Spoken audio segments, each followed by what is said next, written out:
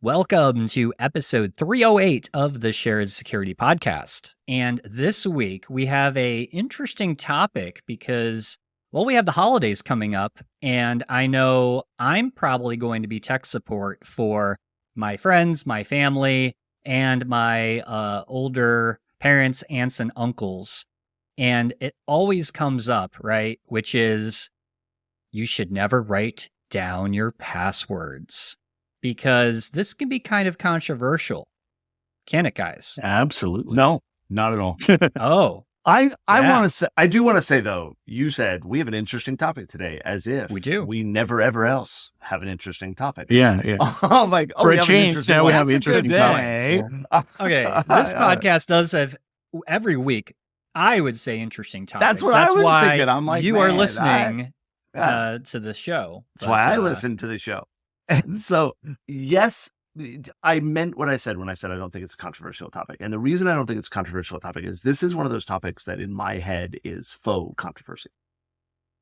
This is often an argument from people who don't either pay attention or think through context, right? Because I agree Yeah. with the statement, don't write down passwords. Okay. But I'll also say that using a password manager really is writing down passwords. But I know what you mean, is you're talking about like in a book or something like Yes. that. And this goes to so many of the conversations about what is the context of the control, right? And I'll look at and I'll consider, the elderly people I know, and I feel old most days, but I'm happy to say I don't consider myself elderly. But almost. You're almost yeah, there. Oh Kevin, yeah, let's no, be I know. fair. I'm sure I'm going to start getting the AARP letters in the mail. Yeah. I'm way Um, older than both of you guys. Yeah, well, maybe you are elderly, Scott. I don't know what I get number? discounts. I get discounts at the drugstore. Yes. That Oh. just means you're senior, not elderly. There's senior discounts. Yes. I'm always curious what the number is for elderly. But here's the thing. There's two realities that we have to think about. One, capability of doing something. And I don't mean that elderly people are dumb and they can't remember passwords. I mean it from a perspective of this, at least for now, the people who we consider elderly using computers are relatively new to most of them or many of them when you compare it to their life, right? And so, yes, there's lots of elderly people that were very technical and still are very technical and whatever. So on one hand, you have people who this is not a normal task, right? Yeah. Two, you have to take into account any cognitive problems and mental dation or whatever the right term is. I don't know. I'm an idiot right. But there's the aspect of getting confused. I've seen it. I've worked with elderly people that are using a computer and there's just so much that's happening on the screen at one time. They're having trouble seeing the screen. They're having whatever, right? There's all this kind of stuff. And so the question is the same question that every security person should ask themselves about every security decision. What does this improve security, and does it improve security without ruining the user experience? If I say to somebody who is already having issues just using the technology, now I want to make your use of the technology ridiculously complex for you, or add this extra, even if it's not ridiculous, just these extra layers of complexity, right? That's the first reason I think it's important to say, okay, let's let people write these down at a certain level. And let me qualify that in a second. The second reason is there has to be at least one copy of the master password from the password safe or whatever, because at some point, a third party, whether it's a relative and, whatever, is going to have to get into those systems to work things out. Right? Yes. And I remember when my grandfather died and he had run the household, my grandmother had no concept of how to talk to the power company. I don't mean like talking to them. I mean, like, she didn't know their account number. She didn't have to do it. And I remember, this was when I was a kid. And I remember that, for a few things, They had to wait for the bill to come into the mail to get the account number so that they could call. Because at the time, like the power company was like, no, you can't just tell us, so, and right. There wasn't a good, now I didn't live in a huge town and everything else like that. So that probably added to it. But yeah, I lived in a town big enough that we weren't a small town, but small enough that. Yeah. Right. So. I think it's something that we should highlight what Kevin said there about destroying the user experience, right? You can think of destroying the user experience as being, well, it becomes a bad user experience. No, when you're dealing with seniors, if you destroy the user experience, you're basically not able to do that process anymore, right? And they won't. Because there is too much information overload. The reason it might be contentious is people who have not actually sat down with a senior and walked them through the process of registering for a website, to create a password. It's overwhelming. It's very difficult. Yeah. And it is. And bluntly, let's forget security for a second. That's a usability issue that needs to be addressed, right? And, we have people rolling out applications and moving features and changing stuff. I was sitting at the house last night. This happened last night.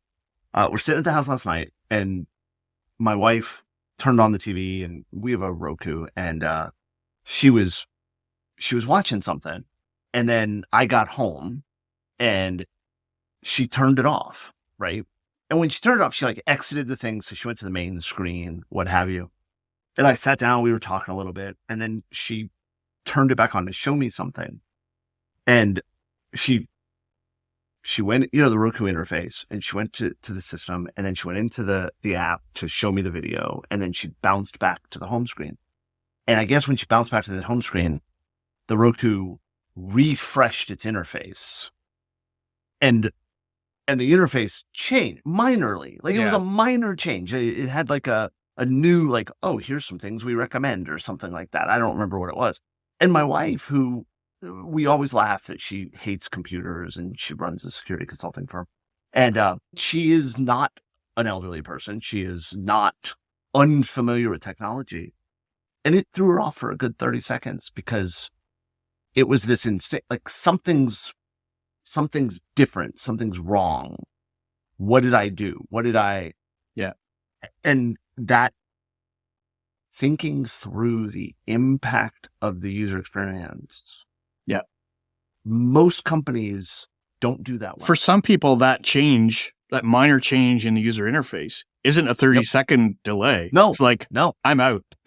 Yeah. Well, and that's exactly because Denise, who is competent and capable and able to handle technologies and do all this stuff, was thrown off for 30 seconds. I can't imagine somebody who is already struggling, right? It's that old joke that everybody talks about, going over and showing grandma which remote to use because they've turned off the sound or something like that or whatever. And it, ignoring the joke, it is. And I want to be very clear because I years ago, I was at a conference and somebody did a talk and I made a comment after the talk that I really enjoyed so-and-so's talk. And the person I made the comment to went off on it because the person was I guess the person said, you need to design security so that your mom and your grandma can handle it. And the person was like, I know lots of moms and grandmas who are very technical. And I want to be very clear because we're using the elderly as an example. There's lots of people, but the reality is when we talk about people 70 years old, 80 years old, technology is an extra in many cases. Oh, totally. Right. And it's foreign. Yeah. Not all cases. Not all cases. There's always exceptions, but many. Yeah. And, I also see, I'm glad you brought up the point about when someone passes away, yes. Right? An elderly person passes away. What is that plan to, from the immediate family to gain access to those passwords, especially for, sensitive things that maybe you've talked about or agreed with your mom or your dad or what have you. And I don't think a lot of people talk about that. My understanding, I talked to my wife and I generated a will years ago, and when we were talking to the attorney was like, because we were dealing with it because we were dealing with her dad, and the attorney was like, it's good on you guys to do this because so few people have these conversations. So few people say what happens, right? And I give you a dumb example, right? Well, Denise and I were talking at one point, and I said, "Yeah, don't buy a casket and bury me. That's a waste of money. Just cremate me and throw me in the yard or something. I don't know, right?" And I don't know, like whatever. Okay. Right? Like, yeah, throw me out back. It's fine. And Denise was like, "Oh, don't do that to me." Right? And like, that's such a basic question that bluntly, the only reason we brought it up was we were joking around about something we had seen. It wasn't even hey, let's discuss this and have a serious conversation. It was, and people don't talk about things. Yeah. Okay, what do you do with that? All your accounts. Who has access? How many of your photo albums are only digital? Exactly. Right? Yeah. And I think I just posted something in the chat that we might be able to put in the show notes. I think there's a concept of digital legacy, which is basically all of the things that and when you die, who gets control over them or how do they access them, right? And I just posted there's an Apple, basically digital-legacy.apple.com. And it's the information for how you go through that process of handing over. Yeah. But I think, from a tips point of view, every business that does business to consumer kind of services online should have a policy around, and they should publish it. How do you allow relatives to hand over that stuff or take that stuff? And your staff needs to know how to answer that question. Yeah. Right? Because it's one thing to say, "Oh, produce a death certificate and let us know and then validate your you." Okay, well, how? Right? But jumping all the way back, because I don't think we've actually said it. Let me be very blunt. In my opinion, we should not harp on don't write passwords down in this situation.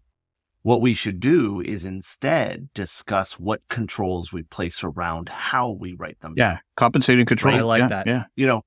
Tom, you said earlier, a book. Here's a little notebook and it's in the fire safe. That's probably a bad idea because there should be a copy in the fire safe, but they're having to be able to get in and out of it is why it's a bad idea. Is what I'm saying is, here's a book. Don't leave it on your desk, right? Don't use the same password. Let's talk through the ways that you can record this stuff. This reminds me of, how we've talked about the old password books that you can buy in the bookstore, and here's where you write all your passwords. I was just thinking, and this is just an idea for any entrepreneurs out there. What if you, and maybe this exists, have a fingerprint or a biometric opening physical book, that has some kind of hardcover with a lock on it, just like your lockable diaries, I've right? seen one. I think I've seen that. I think I want to say, yes, that exists, but now I'm not sure. I think it was on Twitter and everybody in the security community was laughing at it, but it works, honestly, for a certain level, it right? Kind of does work. That's the key point is, what is the context we're using it in? If your CEO has a fingerprint notebook on his desk or her desk with passwords in it, that's bad. If your head of IT has a composition book that, or a Velcro wallet that they're storing passwords in, that's bad. Yes. Your, 92-year-old captain of the Enterprise, because my understanding is Kirk is 92. I'm kind of okay with Shatner writing down passwords in a secure fashion, and and let me be clear, everything I've seen from Captain Kirk, he seems pretty on the ball, but context is important, and I bluntly, I think context is so often lacking in our field. Yeah. Completely agree. Absolutely. And from a risk management point of view, you can never really assess risk without the context, right? Yeah, absolutely. Absolutely. So with that, I want to wish everybody good luck with the holidays. Yeah. May your conversations go well. With your yes, and let us know. Let us know any interesting, anonymized, interesting stories. Yeah, if anybody has their own kind of stories, struggling with passwords and writing down passwords and elderly family, or a recommendation we haven't thought of. I mean, I will not claim that the three of us are able to generate every option for the elderly. I'd like to hear some other options. Yeah, leave a comment if you're watching us on YouTube. Please leave a comment on the channel, and if you're listening to the audio, send us an email, feedback@sharedsecurity.net, or you can also comment on sharedsecurity.net on the actual post itself for this episode, where the show notes are. So awesome. Well, I wish both of you happy holidays coming up.